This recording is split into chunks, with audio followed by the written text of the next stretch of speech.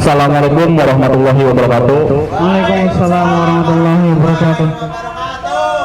Pertama-tama marilah kita ucapkan puja dan puji syukur atas kehadirat Allah Subhanahu wa taala atas karunia-Nya kita bisa berkumpul di sini dalam acara ngabuburit di Al-Fatih.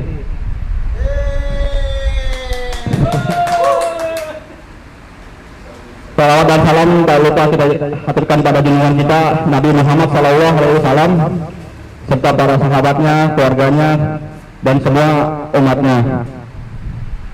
Pada sore ini Ramadan kedua kita akan menghubungi di Al-Fatih dengan tema Ramadan is time to come back.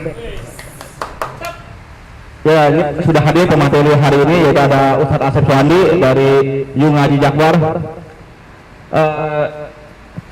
Acara ini juga didukung oleh ST Nusantara Jakarta Barat dan juga air mineral beliau. Ada juga ini buku karya buku Kuratayun karya Haja Siti Rafida SPD. Bisa didapatkan di mana ya? Ya, bisa hubungi Tantia ya untuk mendapatkan buku ini. Oke, kita langsung aja ke materi ya. Judulnya Ramadan is time to come back. Ini maksud dari judul ini apa nih? Masya Allah, tabarakallah. Ya, bismillahirrahmanirrahim. Assalamualaikum warahmatullahi wabarakatuh. Waalaikumsalam warahmatullahi wabarakatuh. Alhamdulillah, alhamdulillah wa nasta'inuhu wa nastaghfiruh wa na'udzubillahi min syururi anfusina wa min sayyiati a'malina. May yahdihillahu fala mudilla lahu wa may yudlil fala hadiya lahu. Asyhadu an la ilaha illallah wa la syarika lahu wa asyhadu anna Muhammadan abduhu wa rasuluhu la nabiyya ba'da. Alhamdulillah, amin. Ya, Mas Farul menjawab pertanyaannya Ramadan it's time to come back.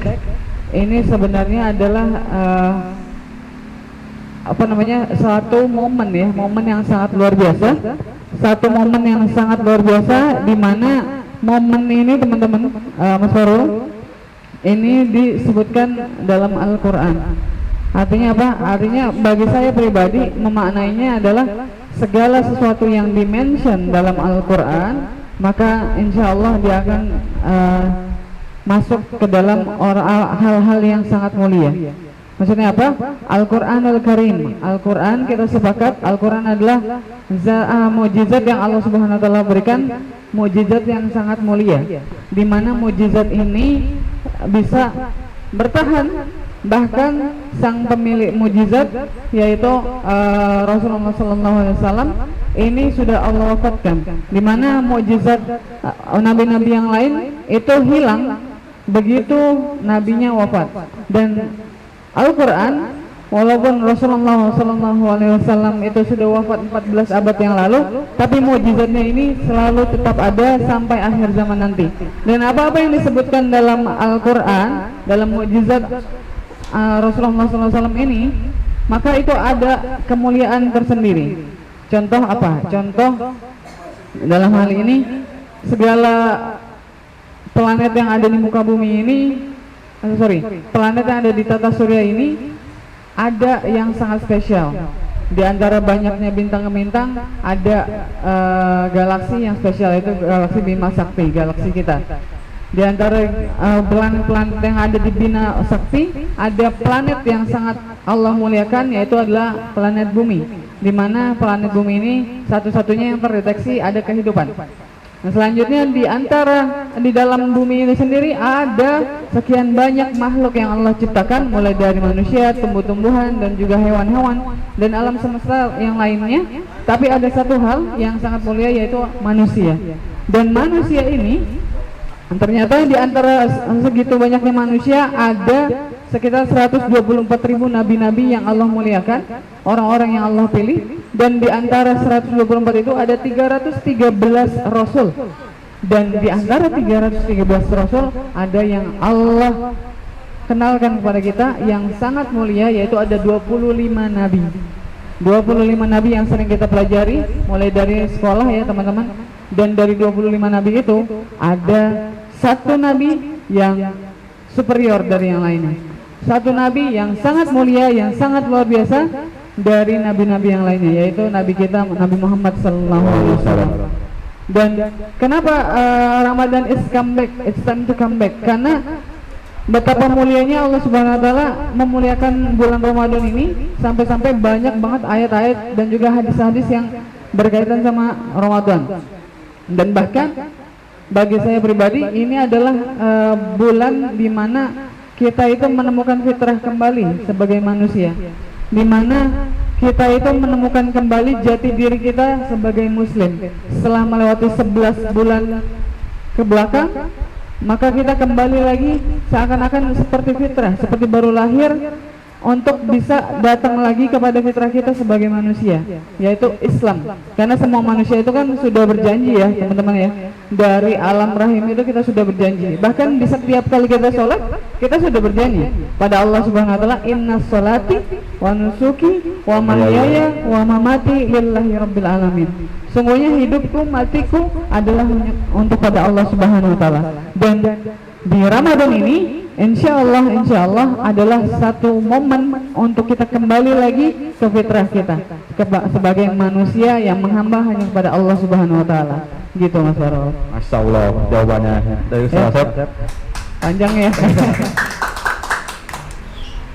Pertanyaan selanjutnya nih Ustaz. Ya. Ramadan ini kan bulan yang mulia. Ya. Kemuliaan di bulan Ramadan itu seperti apa yang dimaksudnya? Apa aja ya kemuliaan dari bulan Ramadan tersebut? Ya, banyak banget kemuliaan yang Allah berikan pada bulan-bulan bulan Ramadan ya teman-teman semuanya. Salah satunya adalah di mana ketika kita memulai dengan hati yang senang aja, Rasulullah berkata, barang siapa yang senang hati, bersuka cita dengan datangnya bulan Ramadan, maka Allah haramkan kulitnya tersentuh api neraka. Artinya apa teman-teman? Artinya baru seneng doang, belum sampai, tapi Allah sudah haramkan. Antum bisa ngerasa amazing gak sih? Amazing banget. Ini ibaratnya saya senang sama Mas Fahrul, orangnya baik, santun, orangnya supel ya. Ini saya baru senang sama Mas Fahrul dalam hal senang sayang sebagai saudara ya, bukan yang lain ya teman-teman ya. Nah, saya senang sama Mas Fahrul aja. Misal Pak Diki karena misalnya saudaranya sama Mas Fahrul, saya dikasih mobil sama Pak Diki. Wih, Masya Allah, luar biasa ya. Pak, kode Pak, mobilnya Ioniq 5 Pak. Nah, itu saya baru seneng aja, belum menyatakan ke antum, Mas, ane tuh seneng sama antum datang, antum ketemu sama ane, diskusi sama ane seneng sama antum. Baru belum ane ungkapkan ke antum, ane sudah dikasih hadiah sama Pak Diki. That's amazing, betul nggak Bro? Jadi itu baru satu hadis, sedangkan banyak hadis-hadis tentang kemuliaan bulan Ramadan teman-teman ya. Jadi gitu Mas. Kalau saya ngambilnya satu persatu aja, yang penting dimaknai dan juga diamalkan. Karena kan kayak misalnya kita hafal Quran, bagus banget. Lebih bagus lagi kita amalkan. Karena apa? Karena ayat-ayat dalam Al-Quran itu enggak selalu hanya sekedar dihafal, tapi harusnya diamalkan. Dan itu sudah pasti bermanfaat buat kita, paling tidak berkah buat kita, gitu Mas. Ya. Untuk pertanyaan selanjutnya nih, kita kan seringnya nih Ramadan semangatnya di awal doang ya. Kita di awal-awal kita gas nih, bisa sehari 1 juz 2 juz kan, paling seminggu 2 minggu ya, kesananya udah lemes lagi. Atau ada tipsnya sih gimana biar kita tetap konsisten dari awal Ramadan sampai akhir Ramadan, ibadah kita tuh kalau bisa meningkat gitu dari hari ke hari, bukannya makin lama makin turun gitu. Ya baik, makasih Mas Farul. Wah ini pertanyaannya luar biasa.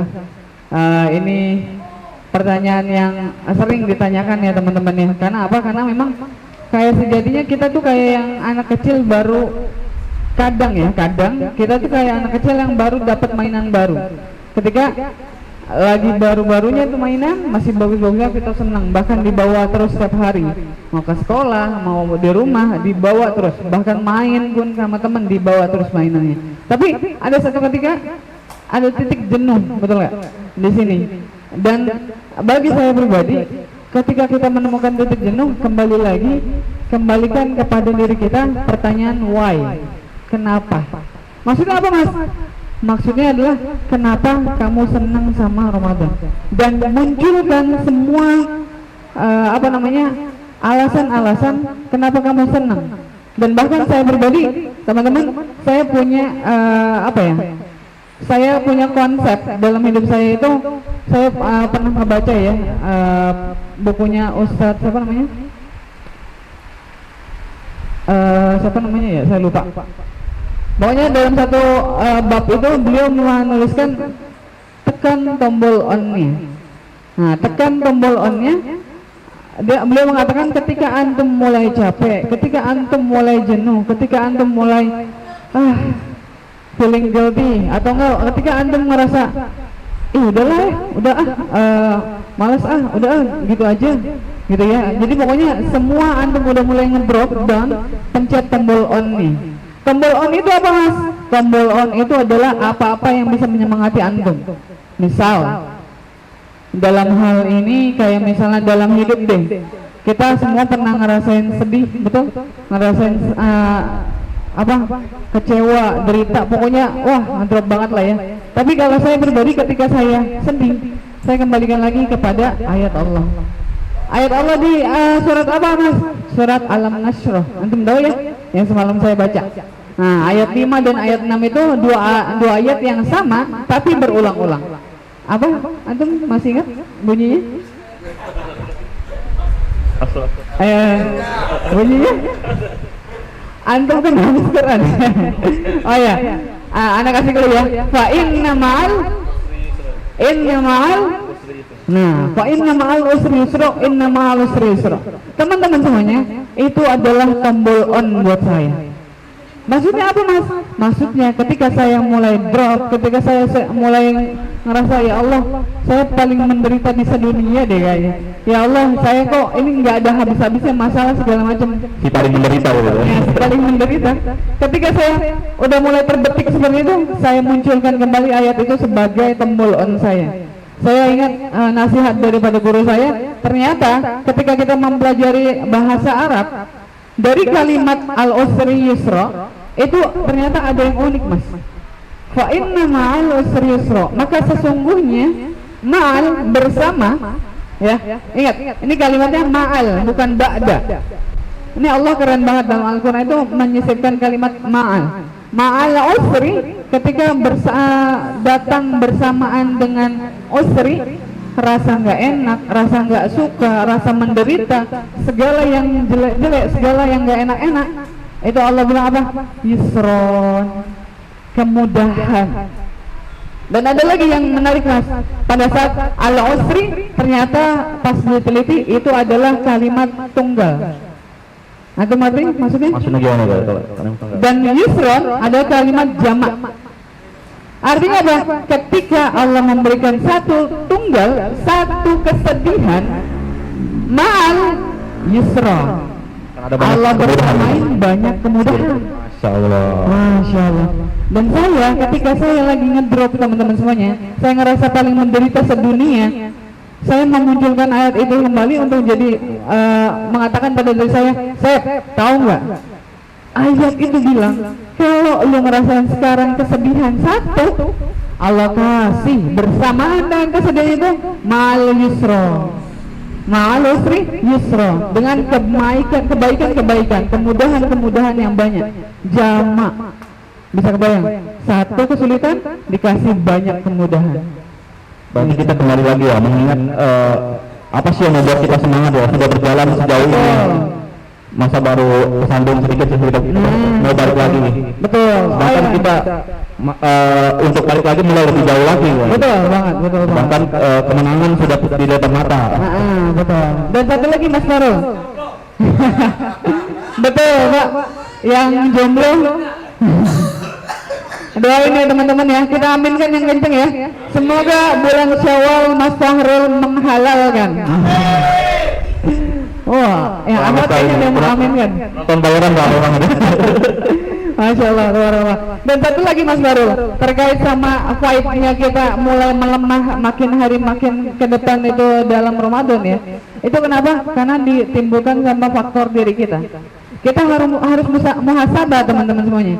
Banyak orang yang mengira kalau Ramadan itu adalah pakaian yang putih bersih. Betul, saya bilang betul. Tapi sayang teman-teman, banyak banget di antara kita yang nggak sadar kalau kita belum mandi. Ngerti nggak maksudnya? Gimana itu? Dikasih baju yang bagus, putih, bersih, wangi, harum. Antum nih kalau pakai mungkin auto ganteng, ya. Tapi sayangnya antum lupa mandi. Maksudnya apa mas? Kita lupa bebersih. Kita lupa bebersih nggak hanya physically, tapi bebersih dari dalam diri kita. Apa maksudnya mas? Bertaubat. Maaf teman-teman, maaf banget. Ada banyak orang yang mengatakan bahwa Ramadan itu bengkel hati. Betul banget, betul banget. Tapi jangan hanya sekedar memperbaiki. Kalau bisa dipersiapkan. Sebelum Ramadan datang, kita persiapkan diri, mandi. Ngapain mas? Bertobat sama Allah. Ngerasa punya dosa nih setahun ini ada satu dosa besar aja yang saya lakuin. Saya ngerasa ngeganjel dalam diri saya. Maka saya harus mandi, minta ampun sama Allah. Maka dari situ ketika kita sudah minta ampun sama Allah, insya Allah Allah maha pemberi ampunan. Dan ketika kita sudah bersih dan diberikan pakaian yang mulia seperti Ramadan, maka insya Allah kita auto ganteng. Maka insya Allah kita auto suci, auto seneng, auto bersih, dan kita makin semangat. Tambah lagi munculkan tombol on tadi. Gitu. Berarti kita sebelum memulai Ramadan kita kosongkan dulu gelasnya. Iya, betul. Hati kita kosongkan dulu. Biar siap menyambut bersihkan kerak-keraknya. Untuk mengisi gitu kan. Betul sekali. Iya. Pertanyaan selanjutnya ya. Kita melihat tren anak muda zaman sekarang ya. Ini ada dua sisi ya. Oh iya. Satu di sisi baik, banyaknya tren anak muda hijrah ya. Iya. Dan banyak komunitas-komunitas lainnya. Masya Allah. Di satu sisi yang lain juga ada makin banyak ya anak muda yang bisa dibilang ya rusak lah secara akhlaknya, moralnya, dan mereka terang-terangan gitu melakukan kemaksiatan itu, mereka memposting di sosial medianya gitu dengan bangganya gitu melakukan kemaksiatan tersebut. Ini ada dua sisi kan sebagai fenomena ya. Ini fenomena apa gitu? Bisa ada dua sisi ini berbarengan gitu. Di satu sisi gelombang hijrah juga sangat besar gitu kan. Betul. Ya, Tabarol. Baik, makasih Mas Farouk. Jadi ya saya mengingat perkataan guru les saya, Ustadz Felix Shaw. Beliau bilang katanya nggak ada tahun-tahun yang sangat menyenangkan dibandingkan tahun-tahun ini. Karena apa? Karena tahun-tahun ini Masya Allah Tabarakallah vibe-nya hijrah, gelombangnya hijrah ya, dari tahun 2000 berapa? 2017, 2016, 17, 18 sampai ke sini alhamdulillah masih terus pasang ya, gelombangnya itu masih terus viral. Gelombang dakwah, gelombang hijrah anak-anak muda. Tapi di sisi lain juga kita harus sadar bahwa 5 langkah dari Al-Fatih ini pun ada banyak banget ya kemaksiatan yang kita bisa saksikan. Minimal kemaksiatan buka aurat, ya enggak? Kan buka aurat maksiatan juga toh, betul nggak? Aneh bro, kalau misalnya ke Al-Fatih aneh, alhamdulillah mata aneh adem. Tapi kalau misalnya aneh suruh ke mall atau enggak ke supermarket ya, disuruh sama istri belanja, bukan disuruh ya, tapi aku pengen bantuin istri. Ketika aku mau ke supermarket, kalau dikasih pembelaan. Itu Pak, Masya Allah, udah kayak medan jihad Pak. Kenapa? Udah banyak banget kemaksiatan tuh. Antum tahu ya? Tahu apa? Banyak. Iya. Banyak aurat bertebaran di mana-mana ya. Dan itu Masya Allah, Tabarakallah, kita harus sadar betul teman-teman, ini adalah ladang buat kita berdakwah. Dan buat kita dalam hal ini ketika mendapati ada dua sisi yang berbeda dan bertemu di waktu yang sama, maka kita harus kencengin sabuk pengaman kita. Maksudnya apa mas? Kencengin diri kita tetap berada di komunitas dakwah. Minimal kita ada ke Al-Fatih, setiap hari ke Al-Fatih. Wah antum nikmat banget di sini teman-teman semuanya. Masya Allah Tabarakallah, saya pertama kali bahkan seumur-umur ya saya hidup, pertama kali saya ngelihat ada ada musola di mana di dalamnya menaungi majelis-majelis semua kalangan. Dan ini luar biasa. Antum bisa kebayang ya, teman-teman yang ada di rumah yang ngelihat bisa datang, benar buktikan omongan saya. Setiap hari Sabtu antum ke sini, Waalaikumsalam warahmatullahi wabarakatuh. Setiap hari Sabtu antum datang ke sini, antum akan merasakan vibe atmosfer Islam yang luar biasa. Kenapa? Semua kalangan ada di sini, betul nggak? Semua kelompok usia ada. Betul, semua kelompok usia ada. Di paginya, hari Sabtu pagi jam 9 ya, barengan jam 9 sampai jam 11. Paginya lantai 1 ada bapak-bapak solih. Woi, kalau misalnya bahasa Instagram bapak-bapak ya, pakai CK ya. Nah, kedua, di waktu yang bersamaan ada bunda-bundanya di MP Anissa.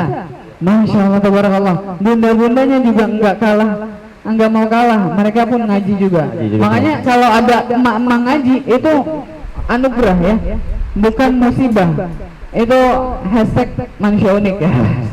Aku nggak ngerti ya. Tapi pada intinya adalah ini sesuatu hal yang sangat kita syukuri. Selain itu di lantai 2 Al-Bati ini kita ada anak-anak di ngaji muda, di riayah sama ustazah yang berkompeten ya insya Allah. Dan ini harus kita jadikan sabuk pengaman kita. Sabuk pengaman kita. Bahkan ada satu resep dari ustaz saya, Ustaz Felix Show. Masya Allah, tabarakallah, masih saya ingat ada 3 dalam hidup yang harus kita jaga. Pertama, akidah. Nah, pertama. Kedua, ukhuwah. Kedua. Yang ketiga adalah syariah. Di mana 3 hal ini ada makomnya masing-masing. Akidah adalah makomnya itu pilihan dari masing-masing. Artinya apa? Artinya penguasaan dari diri kita masing-masing, menjaga akidah kita dengan mengkaji Al-Quran, dengan membaca sirah nabawiyah, dan juga membaca tafsir-tafsir hadis. Itu akan memperkuat akidah kita, keimanan kita ya Mas.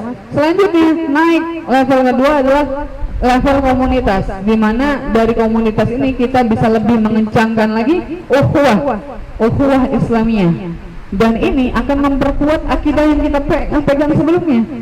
Nah, ketika kita yang sudah mempunyai akidah Islam berkumpul dengan orang-orang yang mempunyai akidah yang sama dan makin kuat, maka kuatlah ikatan yang kedua, yaitu akidah, ikatan akidah. Nah, ikatan ukhuwah. Yang ketiga dalam level negara syariah, di mana teman-teman semuanya kita merindukan sekali kehidupan Islam yang sudah lama hilang, di mana hanya kita baru nikmati, baru kita rasakan di beberapa tempat, di beberapa waktu, enggak di setiap waktu, enggak di setiap tempat. Padahal kalau kita mau belajar lagi, buka buku sejarahnya, ibarat naik motor, kita harus lihat spionnya. Itu ada sejarah yang luar biasa. 14 abad yang lalu sejarah Islam itu ditorehkan dengan tinta emas, dan bahkan Islam menjadi mercusuar dunia. Masya Allah, luar biasa jawaban dari Ustaz ini. Betul, dan itu diterapkan ketika syariah diterapkan. Masya Allah, seperti itu Mas ya. Sama-sama kita perjuangkan ya. Iya, betul, kita perjuangkan. Dan kita harus sadar ya, bahwasanya umat itu perlu disadarkan. Dan gimana kita menyadarkan kalau kita sendiri belum sadar? Dan gimana kita mau sadar terus-terusan sadar kalau kita nggak mengkaji Al-Quran? Nah, jadi kita harus ada kajian-kajian Al-Quran, halakoh, liko seperti itu Mas. Ya, untuk pertanyaan terakhir ini. Tolong berikan nasihat ini buat kita buat para anak-anak muda di Ramadan ini, persiapannya momentum Ramadan ini sebagai perubahan diri ya, untuk menjadi lebih baik lagi. Ya, makasih Mas. Ya, alhamdulillah teman-teman sekalian, saya teringat dari perkataan Gurunda Ustadz Umar Mita ya. Beliau berkata bahwa para ulama-ulama salafus sholih waktu itu mereka itu mengumpamakan bahwa kita semua ini, setiap diri kita adalah seorang pedagang, teman-teman. Seorang pedagang. Lantas apa Mas barang dagangan kita? Barang dagangan kita adalah amal ibadah kita.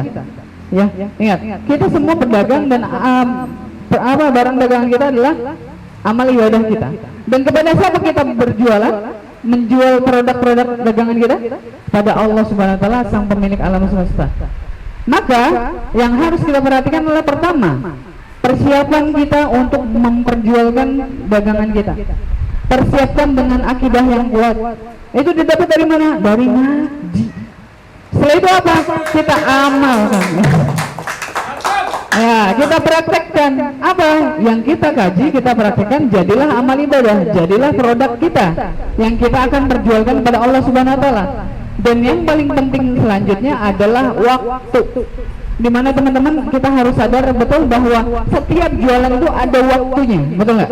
Ya, saya alhamdulillah beberapa bulan ini sudah terjun lagi ke dunia dagang ya, masya Allah tabarakallah. Saya dagang minuman, Mas Farul ya. Nah, saya nggak mau nyebut kalau minumannya ada di depan. Produknya ada di sini nih. Nomor teleponnya ada. Ada, bisa diumumkan aja ya. Ini nggak iklan, hanya promosi Pak ya. Nih katanya disuruh sebut, masa saya harus sebut ST Nusantara Jakbar ya? Oke, jadi teman-teman, begitu saya mengarungi lagi, menyelami lagi dunia dagang, ternyata betul bahwa kita tuh harus ngerti sama timing. Saya minuman dingin ya, es kayak gini, saya harus tahu banget di mana saya harus memperjualkan minuman saya. Di saat tengah hari terik sekali, lagi panas, betul nggak? Wah, itu nikmat sekali minum es, betul nggak? Apalagi sekarang nih ya, nunggu bulan puasa, nunggu berbuka ya, nunggu beduk menjelang berbuka puasa. Masya Allah, itu kan nikmat banget ya. Nah, itu kita harus tahu timing. Maaf, kayak misal apa lagi? Tahu deh, tukang martabak antum tahu? Iya, kenal tukang martabak? Iya. Oke, tukang martabak. Kira-kira saya mau nanya, antum kalau belajar dari saya kan jualan es, timingnya pas lagi panas-panas, betul nggak? Enak nggak? Tapi kalau misalnya martabak, timingnya lagi apa, Mas? Dia jualnya malam kebanyakan ya. Malam biasanya ya. Apalagi kalau misalnya nemenin ronda ya, bapak komplek atau bapak-bapak kampung biasanya gitu ya. Terus apalagi ditemenin sama kopi, wih mantap banget ya. Itu tahu timingnya. Pun sama teman-teman semuanya. Ketika kita sebagai para pedagang, kita punya amal soleh kita, maka kita harus jualkan itu sebaik-baiknya, serapi-rapinya, seindah mungkin kita bungkus dengan api barang dagangan kita dan dengan pembeli yang istimewa dan juga di waktu yang istimewa. Dan sekarang Ramadan mumpung masih baru 2 hari, ada 28 hari ke depan, ini adalah timing yang bagus banget buat kita berjualan pada Allah Subhanahu wa taala. Dan apa yang Allah tukarkan daripada jualan kita? Yaitu adalah surga Allah Subhanahu wa taala. Masya Allah. Ya. Ya, karena waktu juga sudah menjelang adzan maghrib. Alhamdulillah. Kita tutup acara ini. Kita kembali lagi besok. Ya, insyaallah. Selalu tunggu aja update dari Al-Fatih Center ya. Ya, kita tutup dengan doa kepada majelis. Subhanakallahumma wa bihamdika asyhadu an la ilaha illa anta astaghfiruka wa atubu ilaik. Alhamdulillah. Wassalamualaikum warahmatullahi wabarakatuh. Waalaikumsalam warahmatullahi wabarakatuh.